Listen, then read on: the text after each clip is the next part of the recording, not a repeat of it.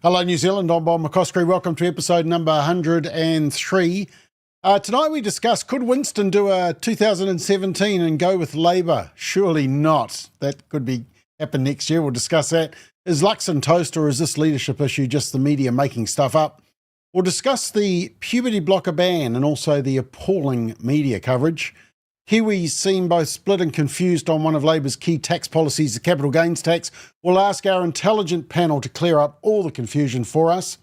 According to an ERO report just released, the school phone ban is working. So, could a social media ban also work? And the US alcohol drinking rate is at a new low as alcohol concerns surge. Is the same happening in New Zealand? Right, let's meet our very intelligent panel for tonight. And firstly to the Hawke's Bay, Ashley Church, how are you?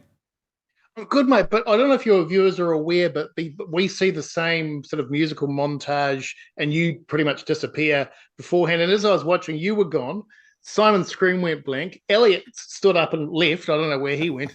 And Arte had a head down. I wondered if there was some sort of weird this is your life thing going on, but obviously not. So, have you read the book Left Behind? I have, and I was. Well, that was the problem. You were left behind. Anyway, to Wellington and Arte Moala. How are you, Arte? Hello, Lele. I'm good. Thank you, Bob. Good. Normally we play Where's Wally, but in this case it's Where's Elliot. Where in the country are you, Elliot? Oh, whakalofa atu, Bob. Well, I am in the grand scheme of South Auckland. So lovely to be home. I'll be here for a while. Oh, well done. And finally also in Auckland, Simon O'Connor. How are you? Well, I'm trying to balance things out being in East Auckland. So once we get someone from the north and the west, this will be, a properly tri or quad partisan event. Yeah, we might actually show some balance. Forget that. All right. And apparently it's very cold in the South Island, according to what everybody is telling me on our comments. If you do want to comment through our Facebook page, Family First, or through our YouTube channel, Family First, although you may be watching it on Substack or X or LinkedIn or Instagram. We're all over the place, wherever you are. Speaking of that, we were very excited because last week we did a bit of a count up and found out that all our posts and views on social media, we've had about 40 million views over the last 12 months. So thanks to you for watching and watching our posts and sharing them. It's always the way to get the message around. Now, video of the week, actually, I couldn't decide which one to show you, so I'm going to show you both. The first one is an AI version. It's a bit of a mock-up, an advertisement for the BBC. Welcome to the BBC, where even if there isn't any news, we'll just make it up. We promise to keep bringing you the most historically accurate dramas. Make sure you pay your licence fee, otherwise there will be serious consequences. At the BBC, we like to make speeches more interesting. That's why we edit different parts of them together. BBC, bringing you shows you don't want under financial duress. Yeah, well, that was one. You can see why I wanted to play that one. But also we found this one about an advertisement for a woke university. The Woke State University, the U.S.'s most trusted exporter of unemployed activists with a master's degree in outrage. I'm in the identity creation department. Every semester we pick a new gender and write a 20-page essay on why everyone else is the problem. I just switched my major to advanced protest choreography. We learn how to chant, block traffic, and cry on TikTok, all for college credit. I major in gender and identity theory, where we prove there are at least 97 genders. Real women are now called birthing people, so everyone's feelings stay equal. I major in American oppression studies, Palestine, climate change, or whatever's trending this week. Yeah, there we are. So you can see why I couldn't decide which one was better. They were both very good. Anyway, look, just before we get into the topics that I did send you, I just want to quickly cover the whole heat and noise around our Prime Minister. And apparently he's about to be rolled and he's going to be Prime Minister by the end of the year. Some people think that it's just the media having a little fight amongst themselves because they've got no other stories to write. I might come to you first, Simon, because you would know maybe some of the intricacies of what's going on here. Is this all heat and noise, or do you think deep down there is some legitimacy to all the talk? Well, it's clearly part of my master plan, which even I don't fully understand at this point. No, look, it's not clear cut. There's enough scope for rumours about this, but my own view at this point is there's no foundation for it for a number of reasons. I just don't hear or see from colleagues the move for a push. It's the wrong time now to be quite mercenary about it. If you wanted to roll a sitting Prime Minister, you would have done that weeks ago, not now. Or you wait till the new year. So there's a lot of elements which just are not coming together in my mind. But I think it's also important to say that it's not baseless or groundless. Look, I've said it before, and I feel sort of bad at one level to say it because I work with Christopher, as in Luxon. But if there was a replacement, an obvious replacement, he'd be gone. But it isn't clear cut, and national MPs are generally reluctant around coups, despite everything that happened during my tenure. Without my responsibility, I might quickly add. Yeah, I think Simon O'Connor, Prime Minister's got a nice ring to it. Ate, do you think that Christopher Luxon's going to last through to the election? I mean, whatever we think of him and his politics and how he's performed, do you think that National would roll him? I'm not sure. I mean, I think the question is who's going to replace him. Simon said there doesn't seem to be an obvious person, but of course the media are just really, trying to rubbish him. There's some good things he does, but I think for the Conservative voters, I think, they are probably leaning more towards Winston Peters. But I just think the media, of course, are just really wanting to smear him big time. Yeah. Ashley, any thoughts? Yeah, so there's two implicit questions. And question number one, is there an appetite and a mood within the National Party caucus to replace him as leader? And I think the answer to that's yes. Will he be leader leading into the next election? The answer is also yes. And those two things sound like contradictions.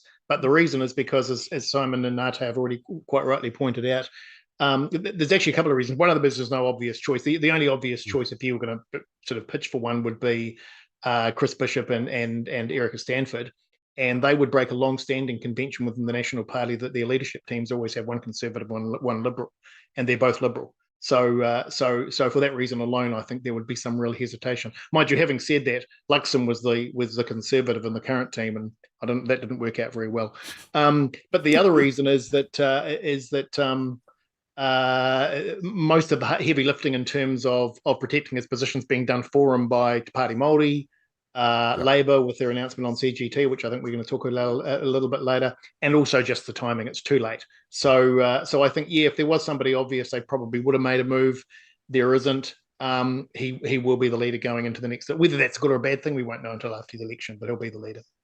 Okay, well, that's three. Elliot, you agree? Yep. I've got very little to add to our wonderful other three. Really. I agree with everything that's been said. If I was to add anything, I'd say that I still think that they are holding out so that next year they're going to release a whole bunch of economic wins, however that they can do that in order to help stay that element up. I lean on a part that says that he will not get rolled. And exactly as I said, who would you replace him with? Stanford, with Bishop? These people will hurt ACT, but they'll strengthen New Zealand First. So that, I think, is a big discussion to be had. Okay, the other big discussion, which is the one that I did originally send you, was around the fact that New Zealand First voted for a bill that the government had put forward as a coalition, but then after, next minute, they said, well, actually, we're going to campaign to get the bill overturned. It was the Regulatory Standards Bill. And so the media immediately jumped on that, and David Seymour said, well, it looks like Winston Peters is gearing up to go with Labour again. Let me just show you the little bit of the news excerpt, because it's quite interesting just watching the poor New Zealand First MP who was standing up there glowing about how great the bill was. Here we are. Mr. Speaker, the Regulatory Standards Bill is a good idea that has been a long time coming. We support this bill because on the fundamentals it promotes open and accountable government that legislates with key principles in mind: the rule of law, efficiency and regulation, property rights. We have no hesitation in commending this bill to the House. But fast forward a week, And it turns out they actually detest this law. Because you're putting all the power in the hands of a small unelected committee. That's not how democracy works. Democracy works this way. The politicians make the decision and the people get to pass their verdict every 3 years. Objecting to a regulatory standards board having oversight of and weighing in on ministers' legislation. That sort of intervention in the democratic process is not fit for a modern democracy. It was in the coalition agreement, but we will campaign against it in 2026. Oh, well, that's great. Well, it's pretty worrying because that's Labor's position. It sounds like he's getting ready to go with Labor again. Saying Mr. Peters is all over the place. It's hard to know what he's trying to do from one day to the next. What's clear is that this is a landmark piece of legislation that ACT would never vote to get rid of. So if he wants to do that, he's got to go with Labor. Yeah, well, there we are. So just before I come to you, and Simon, I might start with you again because I just want you to help me understand why you vote for a bill and then campaign against a bill. I just want to trigger everybody with this memory from 2017. That's why in the end we chose a coalition government of New Zealand First with the New Zealand Labour Party. Thank you very much. Any questions? Yeah, I might come to Ashley as well because I can see his blood pressure going up as we speak. Simon, can you just explain, I mean, isn't this just, you're part of a coalition, you've got to swallow dead rats sometimes, so you've got to vote for it. But your next election, you're quite entitled. It's like a, clean slate, empty whiteboard, start afresh. It's actually that last video has brought back a lot of memories because I actually just happened to be in Parliament that night he made the announcement, and my office ended up the hub for a lot of now ex-staffers because people just lose their jobs instantly when there's a change of government. So, yes, I remember that very clearly. Look, this is the nature of a coalition government. Basically, New Zealand First has taken a dead rat and said, right, it's a coalition agreement between ACT and National. We're not going to burn our bridges by voting against it. And so even Casey Costello's speech, I wouldn't over-egg it as the media are doing. She's just speaking in support of a bill that they've been told to. But it's well within the remit now as they look towards the next election to change their policies and perspectives. And I'd say with New Zealand First, they see an opportunity here that people are not happy with that bill or there's going to be some political mileage out of it. But you can hear from both Winston and Seymour's reaction. They are both, well, they still don't like each other, even though they're in cabinet together, and they're more than happy to apply the rhetoric against each other. And so expect to see more of this as we go into 2026. Okay, well, the real question I want to ask is why did everyone end up in your office? Have you got a secret minibar or something? Well, as probably most of your people know, I'm Catholic, which means that it's always very well stocked with an array of alcoholic and non-alcoholic beverages. We'll come back to the alcohol topic later on, okay? So just hold that thought. Ashley, are you okay? Do you need a defibrillator? Well, look, it occurred to me that just a few weeks ago, you'll probably remember I pronounced that there was a pretty good chance that based on what Winston had done with regard to Israel, I was probably going to give them my vote. And so it had occurred to me that perhaps he was thinking, right, I've got Church's vote, I can now go with Labour. But I'm assuming it wasn't that.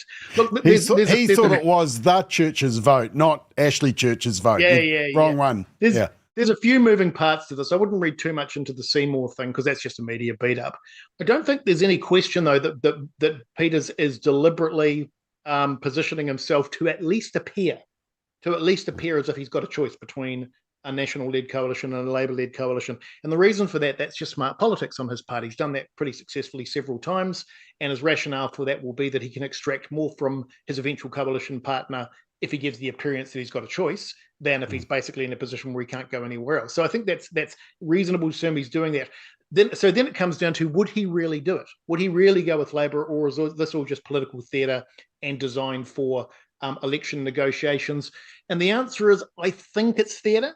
I think it's just him basically positioning himself in a way to basically give the very strong signal to Luxon, I can go elsewhere if I want to.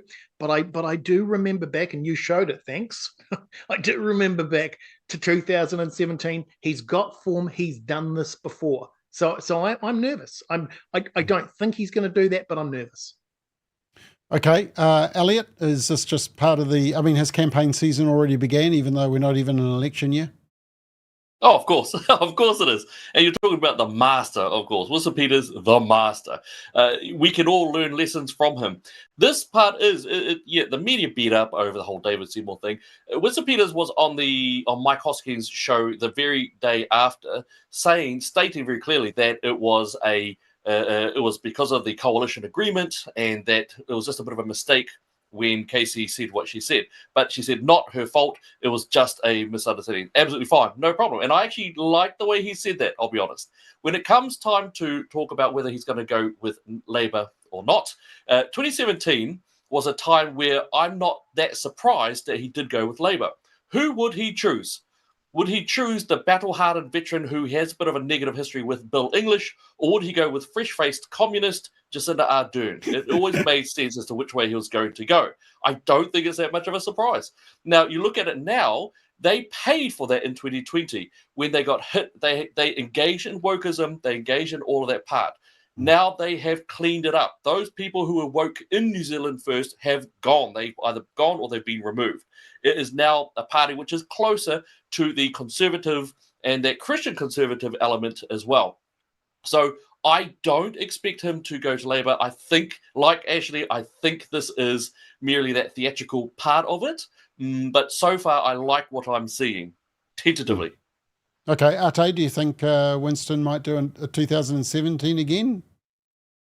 You know, we used to say when we don't know what's going on, we say, "Oh, Chike, only God knows what Winston is going to do." What he did in 2017. We're hoping that that he won't go with Labour, but I think with the coalition and the next election, it's always going to be every man for himself. Yeah, that's why they go into Parliament. All right, let's move on. Last week was a big week because there was a banning of puberty blockers, and the media proved that no matter how much you tell them that if they don't want to destroy themselves, they should show some balanced coverage, they just couldn't help themselves. So we had Radio New Zealand. They were pushing one side. Apparently it curses young transgender women, which of course is young boys, to stigma if they can't change their sex. We had Jamie Veal, who's part of the radical University of Waikato and Partha, being quoted. This is in our taxpayer-funded radio station. Dame Sue Bagshaw. It wasn't just once, it was twice. They had to get in twice.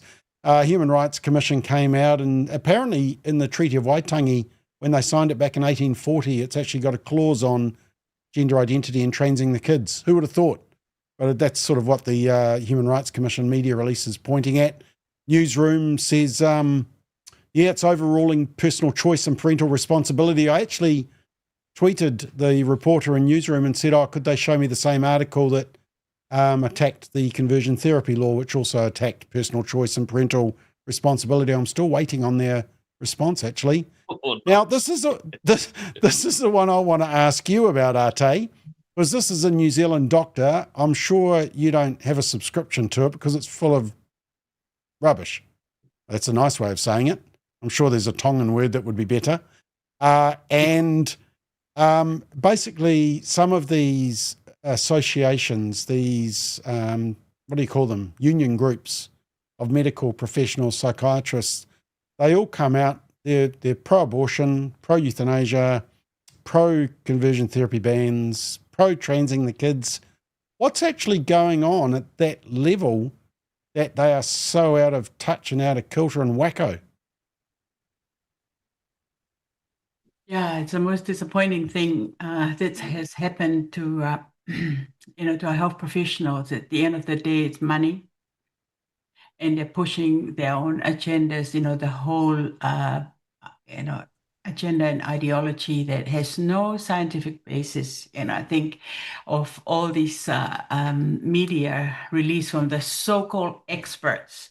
And then when it was great seeing that interview that Sean had with Sue Bagshaw. Yeah, the platform. Asking whether she was an expert, and she quickly retract and asked, what is an expert? What is a woman? I mean, for goodness sake. Yeah.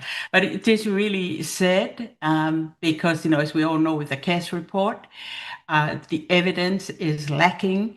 And they seem to lose sight of the fact that these kids, that they're doing this, 11-year-old, 12-year-olds, their brain development is not even complete.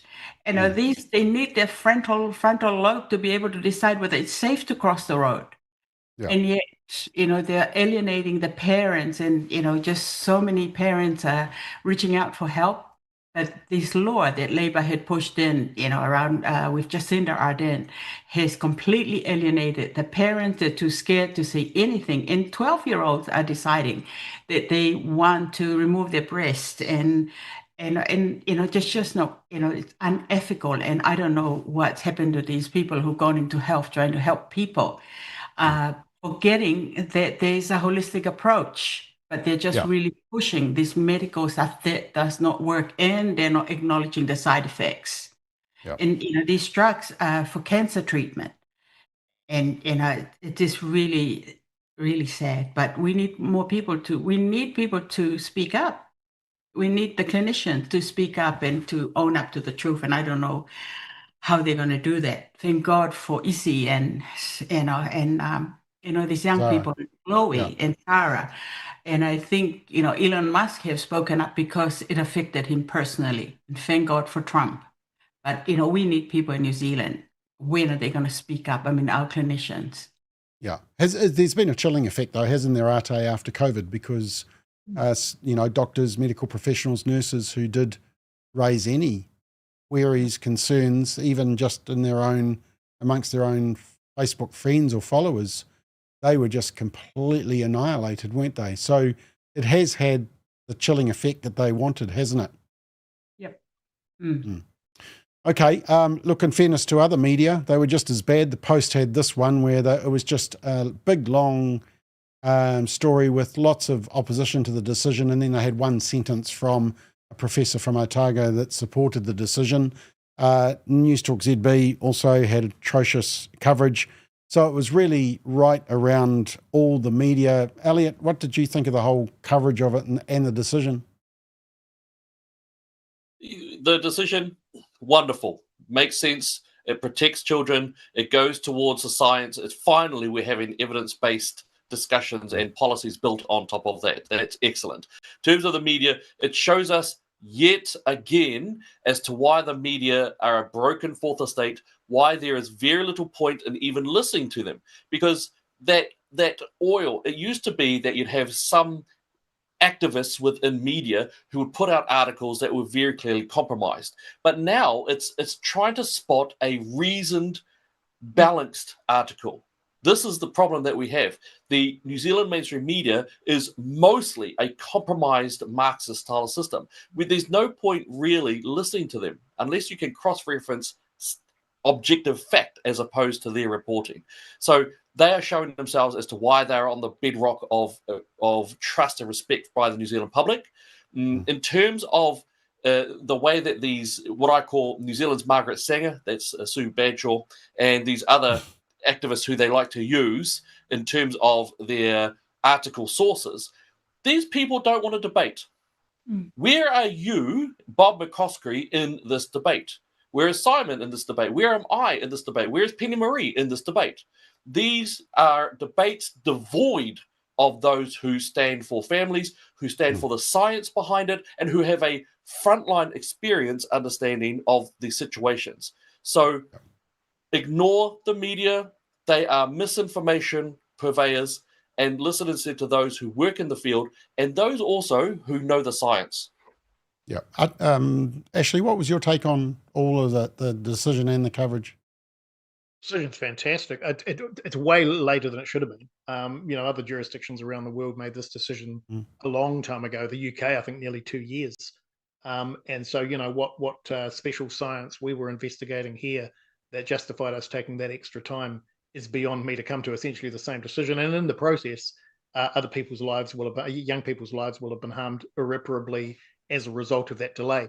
But just picking up on Ate and Elliot's comment, I thought it was about the media. I thought it was a little bit rich, just quoting your comment, Bob, from Newsroom, saying that it should be a matter of parental choice. Oh my God, they use whatever argument they can when it suits them, don't they? Because prior to this, the argument was that the parents shouldn't have the choice, that it should be the educators. and the schools, and the medical professionals, and the parents shouldn't have a choice in this. Suddenly now that argument's turned around because it suits the media. What I found, I was going to say fascinating, not fascinating, is disgusting, frankly, was the revolting bile and hatred that comes from the media and others who they quote as well over this issue, which really sort of, if you wanted to put into a Christian context, the demonic attitude toward this from those who are incensed by the fact that this is actually this party's coming to an end, and that the government's actually putting measures in place to deal with it. I just think it's disgusting. And just reminding people, and sadly this isn't the right audience, but just reminding people that I put the parties of the left back in power at the end of next year, this will be right back in again. We'll be right back in the same position that we've been in. Exactly right. Simon, I mean, you've been involved in the health portfolio in terms of the select committee, etc. Why do you think all the professional association groups, nurses organisation, GPs, psychiatrists, even counsellors, why are all those groups at the top level so radical, left-leaning, and speak on behalf of the all the medical professionals, but don't actually canvass to actually see what they want? The classic example, of course, was during the gay marriage debate. I think the New Zealand Nurses Organisation put out a statement that they supported redefining of marriage, and I actually asked them, have you canvassed your members? No, they hadn't. So how did they get away with that, Simon? Well, don't forget, as well in the euthanasia debate, that same nurses union said euthanasia was a good thing because it would save money. Knocking off granny would save money. Look, the simple answer is that the good, hard-working doctors, nurses, psychologists, insert whatever specialty, are too busy actually looking after people. It's the activists who push themselves forward into leadership. And therefore they become captured. So it doesn't matter if it's the GPs association, the salaried medical, I've forgotten what the name of the ASM, the nurses, the psychologists, whatever group. They are run by captured individuals. And New Zealand doctors, the same. I used to actually subscribe. Now I just find it tiresome beyond anything. And I just want to repeat what I said. The good, hard-working doctors, nurses, and so forth are too busy working hard. The activists take control, and then they try to shape the narrative. And the media too, Bob, are more than willing to engage that. There is no interrogation of the discussion. And I'm pleased you showed just some of the headlines. Look, I've said it here before, the mainstream media are corrupt. And there's one article you haven't shown here. I think it was from the Spin-Off, and that's not to put you on the spot, but the Spin-Off. I can't bear to show the Spin-Off. Sorry. But they ran a story and supported puberty blockers. But what was striking, and our viewers should understand this, is the Spin-Off had been sitting on that story for months and months and months, and that's typical. I won't even call them journalists. It's typical reporters' behaviour these days. They were waiting to deploy the story when it best suited them. And so, look, we just have to be very, very suspicious of any organisation now that speaks out, from nurses through the Human Rights Commission, whatever the media is reporting. And the final thing, and you've touched on it, there are many groups, I think Elliot touched on it too. Family First has been at the forefront, along with others, of this fight. And I believe, seeing I work with you, your phone never rang, except from the platform and RCR, the non-mainstream. And that just tells you all you need to know. The media, the mainstream media, are very happy to run corrupt, biased stories. Yeah. And the Human Rights Commission are only concerned in the human rights of those who want to trans. They don't want to even know about the likes of Issy and Zara, who want to revert to their biological sex. They've said in an OIA to me they haven't engaged, they don't plan to engage with them. So it's human rights for some. Ata, I do want to ask you about this one though. So the NHS, based on the back of the Cass report, have decided that they're going to test puberty blockers. So they're basically going to use hundreds of children, and some of them as young as 10, and basically they're going to use puberty blockers. I mean, I compared this to, should we give girls suffering from anorexia liposuction and weight loss pills to see if that makes them feel better? How do they get ethical approval to do this? And it really is disgusting, like what Simon is saying, that, they have these people, they've been, right at the top making these decisions, and everybody else is silent or too scared to speak up. But, it's just so unethical. But, it's just like every other thing. I mean, these are, we all know these drugs they're using to treat prostate cancer, and they're giving it to these kids. Yeah. And they're saying that it's reversible, and saying to the parents that if they don't do this, the kids are going to commit suicide. So all these, absolute lies, and it's just really disgusting. Oh, but Yeah, and you go on, going to say, Ashley. just and sort of following on from what Simon was saying, but if you go back over the last 20 odd years of the materials that you guys have actually produced, I mean, I don't know whether you're already thinking along these lines, but you almost need to produce a "We Told You So" video that goes back through some of, not just this one, but the Say No to Dope and a whole range of other things you guys have done, just to really make the point both to your supporters and indeed to the media and the wider public that there's an institutional wisdom that you guys have been pushing for a long time, that every once in a while actually finds its way into legislation, and that people need to take note of that. And the other comment I just wanted to make, because I noticed you just mentioned the Human Rights Commission, I have to say I'm actually pretty disappointed that two of the four commissioners are people that I know or have had some association with. Stephen Rainbow, who's the Human Rights Commissioner, and Melissa Darby, who's the Race Relations Commissioner, are people for whom I have enormous respect. Respect. They're people of real principle, and it surprises me that this stuff's slipping through organisations like that. Simon, can you explain why? It's because they don't have control. The best analogy I can use for viewers is like your local council. You elect your mayor and councillors, and they all have their titles, and they sit around every week and talk. But the actual power is the bureaucrats, or as I think we used the other week, the mandarins, to use an older phrasing. And so for the likes of Stephen and Melissa, even though look, I can't speak for them, but no matter where they sit on these debates, they're not actually in control. It's the bureaucrats. And you will see from that release that you were sharing, Bob, around transgender health and puberty blockers, the commissioners were not mentioned. It's staffers, and they're the ones ultimately in control. And look, won't surprise anyone, and I'll take this quick platform to reinforce my position, and I'm sure I won't presume the other three, but it's well past time we shut down the Human Rights Commission. It's just a government-paid, taxpayer-funded activist lobby group, and it needs to be shut down. Well, the media release actually has three spokespersons on it. We got the spokesperson for Rainbow Rights. I never realised that the Rainbow in the Sky had human rights. Anyway, it had the spokesperson for children's rights, and it had the spokesperson for gender equality or something, even though they can't define what a woman is. So there's three grifting positions that are working in the background, totally undermining Stephen Rainbow and Melissa Darby in their roles. So, maybe there's a role there for you, Elliot. Spokesperson for Niuean Affairs or something. Rights? Niueans have human rights as well. Bob, I also just want to say that this time period here will be looked upon in the future. And I think that this is going to be the lobotomies of this time. This is going to be near to the areas of Nazi and doctor experimentation style.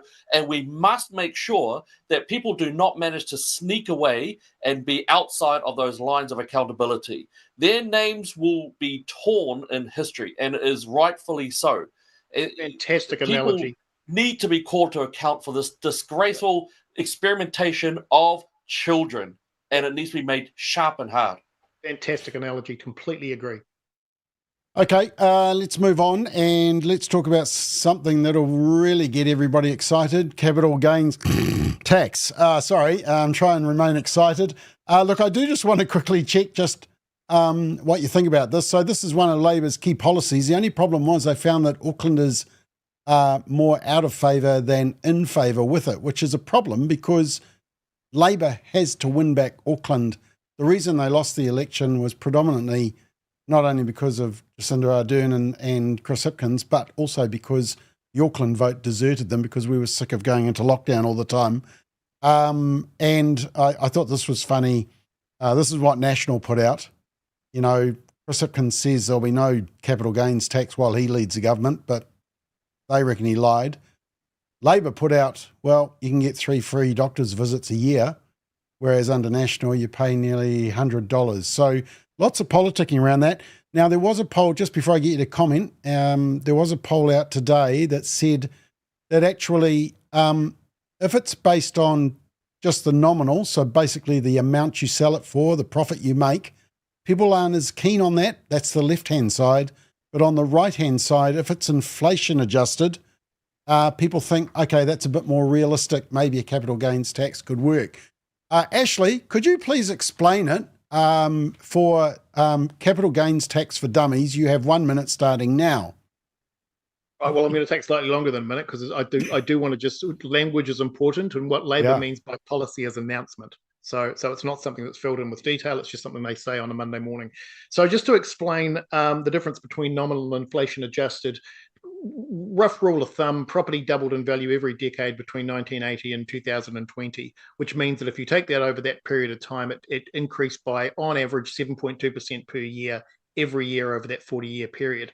Inflation over that period of time went up on average 6% per year every year on average for those 40 years. So what that means is that the actual increase in value, inflation adjusted, was only 1.2% per year. So that's really the meaning of it. So if you looked at those values on what's called a nominal basis, they actually went up. A house that was worth 100,000 was doubled again, but it actually only went up by 1.2% per year.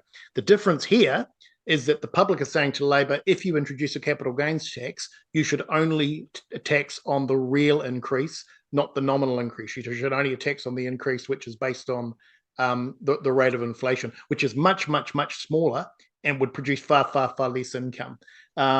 So, that's a reasonable argument. By the way, the Auckland thing's interesting because if it's correct, and if Aucklanders are more incensed about capital gains tax than the rest of the country, that's get out of jail for tax free card for National. National actually won Auckland quite convincingly at the last election, primarily because of the lockdowns and some of the things that happened under Ardern's administration. If those polls are correct, because the worry that Nationals had over the last 12 months is that they're going to get cleaned out in Auckland. They're going to lose a whole lot of electorate seats, and there might even be an overhang with the party vote. This might save them because Aucklanders are obviously quite rightly concerned about the value of their houses being taxed. Okay, and the other problem is that, Simon, the 3 free doctor's visits a year, there's no way we're even going to realise the amount to cover that out of a capital gains tax anyway, so it's going to come from other taxpayer sources, isn't it? So we're really not getting the full information on this. Look, that's a distraction. Not you, but Labor Party saying, hey, there's 3 free. God, I don't know about you. Those are some of the 2 most difficult words for me to put together at one time. 3 free visits. It's just a pure distraction. There is nothing free from government. It's all taxpayer money. And you're right. Even if they deployed a capital gains tax, it's going to take years to actually realise that money. So again, it's a distraction, like a circus act. So just park the free GP visits to the side. At the end of the day, it's just my view on this, we are well taxed already in this country. All of us pay an enormous amount of tax through our PAYE, or if you run your own business through those taxes. Remember, there's 15% on GST, you're paying tax at the fuel and the petrol pump. There are taxes everywhere. The simple answer is actually for a government to cut its cloth to fit. And that's as much a statement to the National Party. I'm sad to say it, and I've said it before though, Nicola Willis and Chris Luxon are spending more than Jacinda and Grant Robertson. They're putting us into more debt than the Labor Party. We actually have to cut our costs, not try to introduce more taxes. And the capital gains tax, whether it's real or nominally based, whether it's the family home or not, or we got art assets and so forth, because by the way, capital gains doesn't just have to be your property. Are they going to tax if you have an art collection or your shares or whatever? It's complicated, and we just don't need it, in my opinion. It's just not worth it. We pay enough tax as it is. Okay, one thing I do find interesting though, Elliot, is that the free doctor's visits are not only for perhaps lower income families in South Auckland, but it's also for those in Remuera, high income, rich families who don't need that subsidy. And I've always thought that left-wing parties are the ones who tend to give the tax breaks to lower income, the rich, nasty word they used to call them. So it's quite a unique thing to it. Have they misread the room on this one? Yeah, they just before you answer, labor movements, socialist movements believe in something called universalism.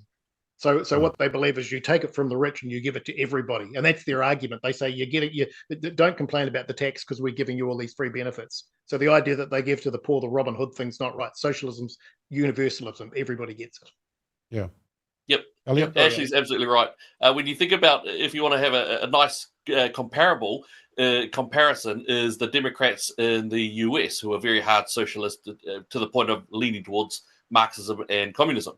They are well funded by the rich. It is the top donors in the country of the US who give to them. Labor, not really that much different. For example, the unionists who head them and effectively rule them, they are filthy rich. Those guys are rich, total rich, even on the scheme of the bell curves that we might look at.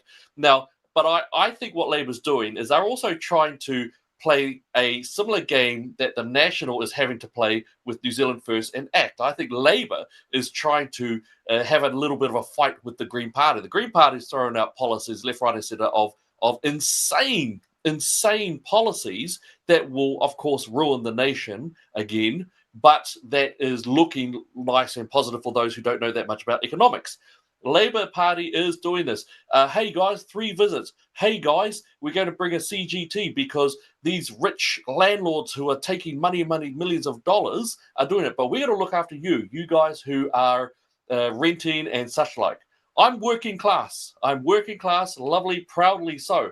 But if I did not own my own home, I could see that I could be swayed by this thing of saying, oh, look, free doctor visits for me, for my family. Oh, look, we're going to get the rich and get them in the pocket to look after the rest of us. It's very shallow thinking. It's very Labour-type socialist thinking. But that's what I think they're doing. I think they're trying to have a fight with their own green allies, and especially when you consider that Chloe owns pretty much Auckland. They are trying to heft back that left-wing bloc under the Labour banner. Yeah. Okay. Arte, did you have anything to add on this capital gains tax?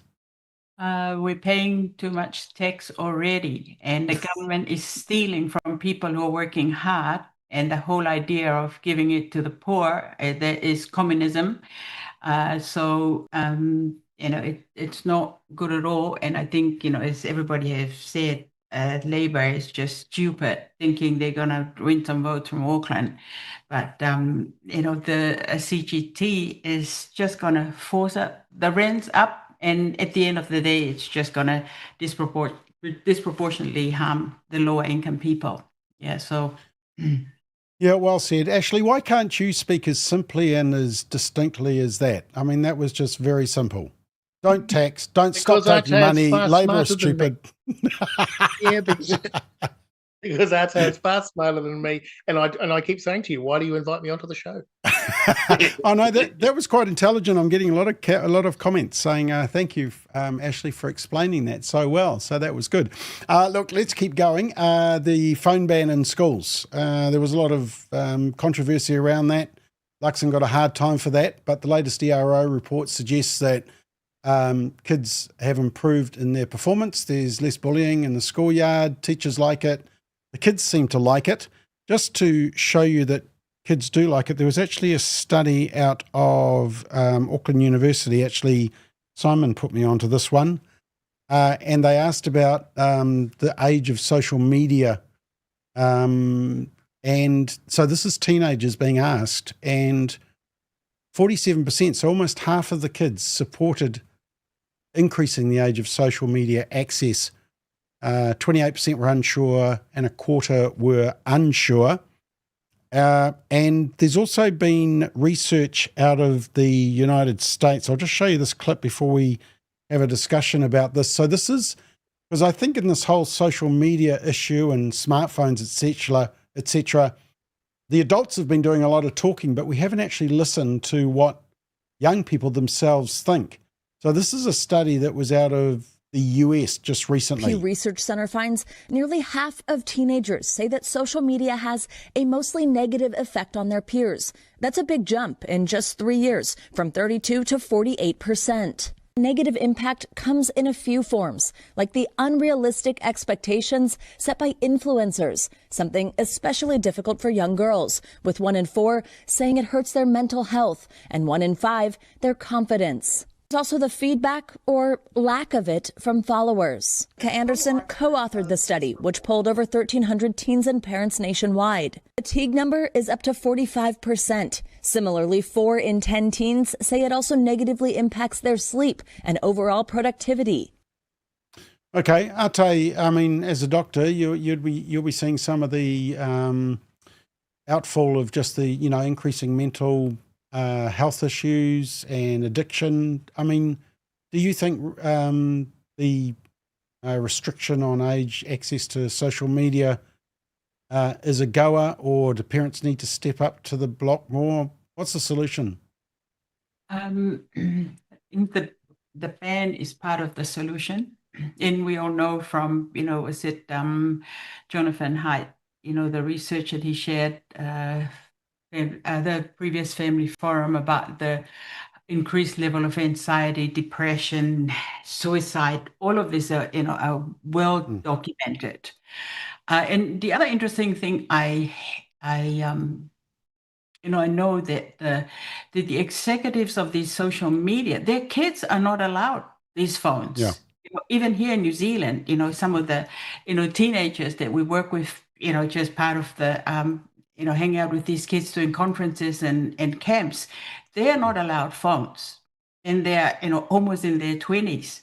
And so these people who are social engineering and owners of these platforms, they do not allow their children, because they know what they know the problem. So it's good that they ban it, but that's not the answer. The parents need to have a say. It shouldn't be driven by government. We need to empower the parents, and because the government can't do it alone. But I totally, we need to encourage to help the parents to understand and to help the kids. Okay, this was a story doing the rounds this morning, and I haven't actually seen if it's been reported in New Zealand media, but basically there's been papers filed in discovery because schools are suing Meta in the US for the harm it's done, and they found that Meta, basically they did a study in 2020, found that yes, they could tell that there was social media harm to young kids, and they just buried it and knew that it was doing harm and didn't do anything. Basically, Mark Zuckerberg admitted that they just wanted to build the metaverse, and too bad if there was negative fallout. I mean, does that surprise you, Ashley, that type of result comes out? Well, it doesn't surprise me at all. And here's the thing about this. It's not as if we're making these decisions in a vacuum. We know, we can see the damage that this stuff does to young kids. Young children as young as 7 or 8 years old on iPads, spending their day inside rather than being outside and playing and doing what they should be doing. Young girls, 11, 12, 13-year-old girls online, all pretending to each other that they're living these wonderful lives, and putting this enormous peer pressure on each other, and none of them admitting to each other that the lives are not, these picture perfect copy images that they're trying to create. Kids whose brains are being rewired by the activity that they're engaging in on a long period of time. And I have to say, I was pretty disappointed in the Free Speech Union, which is an organization that's made some pretty big strides over the last couple of years, since its inception, coming out and saying this was a breach of human rights for children. I'm sorry, these are children. We don't let kids go into bars and drink until they're 18. There's lots of things that kids can't do until a certain age. This is one of those things. Society has not just a responsibility, an urgent responsibility, to put a ban in place so that we can actually get kids back to being children again, and not being, I was going to use another word, but mucked up by what this technology has been doing to them over the last decade. Elliot, you've been in the teaching profession. I mean, the thing that always amazed me is that schools took so long to think that actually restricting phone use in school would actually be a good thing. And in fact, some of them were the ones that fought the ban. I could never figure out. Actually, it's an example of where the government stepped in and made a decision, basically overruled schools and said this is the rule and proved that it did work. Why is it taking teachers and school leaders? Why weren't they the ones calling for the phone ban in the first place? It's a really great question, because I don't know. The schools that I helped along and work with, they straight up just banned them. They said, no, if we spot it, it's in my drawer. You're gonna have to come at the end of the day and justify why I should give it back to you at the end of the day. So we were pretty straight up with it from day one. No problem, works well, beautiful. And exactly what you said, cuts out on bullying, stops a lot of issues from escalating any further. No problem. I don't know why they fought against it. I know why they fought against disciplining children to the point of having to expel them. I understand that part, but the phone one, never understood it, and I asked many different times. In terms of Ashley really brought up also a good one about the Free Speech Union. The Free Speech Union and I amicably parted ways after the drag queen story time, where they stated that actually no, that was free speech, they should be able to do that. I stated that no, these are children, they should not be having drag queens spreading such ideologies to them. And so it's the same sort of thing. I'm really surprised. I don't get why they are trying to fight against this as well. Yes, I actually went back and forth a little bit, but it's very clearly researched. There is no real argument against the fact that the social media hurts and harms children for years long. And when Ate mentioned about the executives saying no to their own children by doing it, that should tell you the drug dealers do not want to get their own kids using their own drugs. It's exactly the same analogy. So we should be listening to that and going, stop. It's not working. So, Simon, do you think in this whole debate we've listened to the kids enough? I mean, I understand that people are concerned about digital ID and adults being dragged into all of this, but it seems like the voice of young people hasn't really been heard. Just before you answer that, just the Pew Research. So this is what they found. They found that massive jump in teens saying social media harms people, up from 32% 2 years ago to 48% last year. Teens are more likely to think social media is bad for their peers, more likely to say it hurts than helps their sleep, productivity, and mental health. Here's the interesting one, though, Ate, you probably won't be surprised by this. It was teen girls who said they're more likely than boys to say that it hurt their mental health, sleep, and confidence. And a growing share of teens, the blue line, is now increasing to almost the same as those who say they're about the right time. Some say too much. So, Simon, not that one. We haven't finished yet. There we are. That was a sudden finish. My button was playing up. The question is: have we listened to out of the mouths of babes, as the saying goes, on this whole debate? I actually want to reverse it, because I don't think we need to specifically be listening to the mouths of babes, but when the young ones themselves are confirming what the adults in the room are saying, we should be taking even further note. So look, intuitively, the adults in the room, the parents, the teachers have known that the likes of cell phones in schools are not good. It really doesn't take a rocket scientist. They're a distraction. While it's good that there's research to confirm that, at the end of the day, intuition is being perfectly valid. That young people themselves are speaking into that is a good thing, but I see that as supplementary, because I'm not someone who's into this whole lived experience and we have to listen to children per se. There's a wisdom which comes from growing up, and I'm very concerned when you get into wider public policy being driven by what kids want.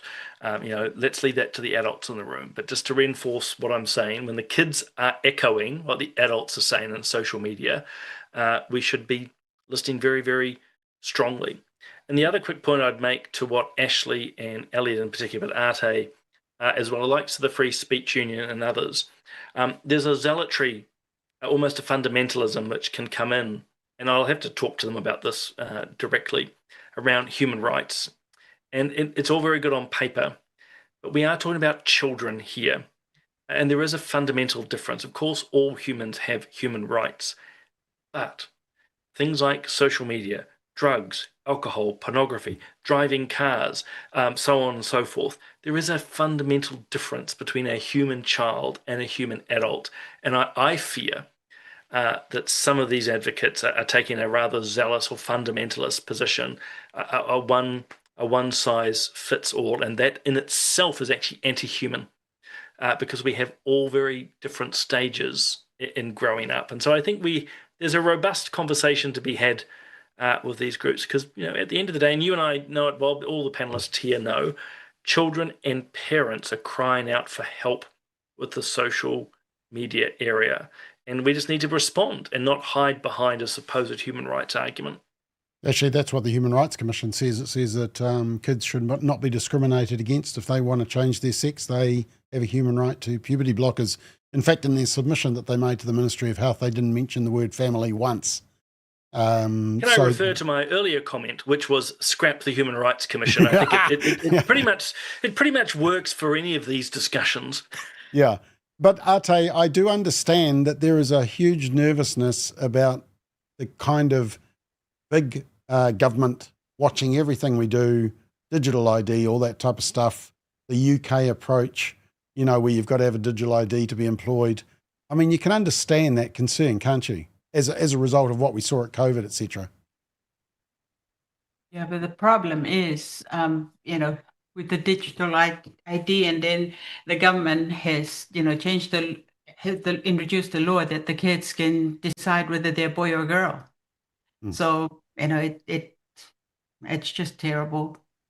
So do you think we can separate out the two, that we can protect kids, but at the same time we can keep the government out of digitalizing all our IDs? Can we do both? Yeah, keep the government out of it. Let the parents have a say. But we're not, we're disempowering the parents right throughout, whether it's, it's a phone, whether it's abortion, whether it's, anything. It's just this whole drive, to alienate and to destroy the family. That's basically what it is. Destroy the families, alienate the kids. Yeah. And government is number one, plus the media in doing that. Actually, that is the big issue, though. Can we protect kids online without having to digital ID everybody? I think it's the wrong question. Question for me is, can you digital ID people in a way which is not invasive? And I don't think that question's been answered. If it's as simple as basic, so for example, if you've just got to go to a site where you're basically just making a declaration that you're a particular age, I can't see how anybody could have an issue with that. So it really depends on how invasive it is and the level of information you've got to provide. What I fear with this issue, and I don't want to open up a can of worms with your viewers, what I fear with this issue is that it trips over into a Christian area around concepts like Mark of the Beast and stuff, which I personally don't buy into. And so for that reason, a whole nother debate comes over the top of this. And so we fear it for what, in my view, are the wrong reasons. So I think we need to look at the primary issue here, which is the protection of our children. And if there are measures that need to be put in place to make sure the protection of our children is implemented in a way that's going to put some slight inconveniences on us, I can live with that. And Simon, I think you've interviewed someone who would argue that digital ID can be done without any government involvement. Is that correct? Yeah, put simply, yes. I mean, look, I'm very nervous around digital IDs, that total exposure of who you are, controlled through a government forum to lay my cards on the table. But age verification does not have to equal digital ID. And so, jump onto the Family First YouTube channel or our website, and you'll see my interview with a guy called Ian Corby. He's part of the Age Providers Verification Association. Long and short, talks around how technology can verify your age in a way that's not deeply invasive. Look, there's always hooks in that, but I think we do ourselves a disservice if we conflate age verification with digital ID. I would park those quite separately. And I know you and I, Bob, have talked a lot. In fact, we may even talk about it on Thursday. The government's making a big deal at the moment around its age verification around gambling sites. How wonderful. And then the next moment, oh, well, but maybe there's an issue around the under 16s. It's like, well, what's the difference here? But yeah, digital ID, age verification can be two separate things. Okay, Elliot, do you think we can get the balance right, protect kids, but not have big government intervening in all our lives? Digital ID is the most extraordinarily dangerous tool that we've had in our modern environment, and that's in the last 10 years we've had some shockingly Orwellian styles of incursions into our society, our privacy, our very lives. I'm aware that Google, I'm aware that Facebook, I'm aware that there are algorithms being checked, and that effectively they can look into your personality and then give you things to buy, and it's all attuned. I understand that, but digital ID is a very late-term goal, is a late game goal of some of the most nefarious governments we have. We've already got one in the world which we can look at, which is, of course, China. And their social credit system, it is not that far away from it. It is not such this magical, fanciful, dystopian nonsense. It is not that far away from it. And if you want to look at some dangerous parts, UK is a great one to have a look at. Simon's talking about age verification. We can totally go for that. Digital ID, extraordinarily dangerous, and another Pandora's box we do not want to open. Okay, so answer my question. Can we protect kids without the digital ID? Yes, but there is a teacher balance that the parents are going to have to at some point. That is, for example, putting in the what age are you, how old are you, blah, blah, blah. I mean, this is the point that I'm making. And Ashley, if Meta know that they're deliberately targeting kids, if they know that they've been causing problems, isn't it about time we went back to big tech and basically read them the riot act and said they're going to be, sued into oblivion if they don't start protecting kids, which we know they can, because I've got this article here from Australia. The ban in Australia is going to happen in 2 weeks, I think it is. I mean, it's going to be interesting to watch that. But they're already starting to warn teens on Instagram and Facebook that they're going to kick them off because they already know what their age is, because they've got, how many data points is it, Simon? 90? 90. Within 6 weeks, the likes of Meta and Google have 90 data points on every person who uses their platform. Yeah. The implicit question. So I was just going to say the implicit question on that is around whether or not they should be stopping doing it. But I mean, we all know that these large social media companies work on the principle of apologize rather than ask for permission, and they've been doing that for 20 years or 15 years. So there's nothing new in that. Meta is just one of several that seem to operate on this basis that you get away for it as long as you can, go before a congressional hearing, and maybe stop doing it if there's enough pressure put on you. And by the way, that's the other issue in this whole thing, is that most of these companies are based in the States. So even with the best will in the world, we have no control over them. They're creatures of the American political environment, not ours. So I come back again to what I said before, which is, and I don't mean this in terms of don't treat it as important, but we kind of got to ignore what the social media companies doing, because we can't control them, and focus on what we can do at this end to make sure that our kids are protected. Okay, we're out of time. Any final comment, team, on this one? Topics. Yeah, no, that's good. And we haven't got time to go to the last topic, Simon, so that's lucky. You won't have to do any confession of just what was in that minibar in your office when you were in Parliament. So that's good news. All the media have now switched off. Who said it was a mini bar? All the media that were eavesdropping in to see if they could get a story for the front page tomorrow are now very upset. Anyway, great job, team. Thank you for... I'm just making sure I got the right button, because somebody commented that they got woken up when I played the outro earlier on. Apologies for that.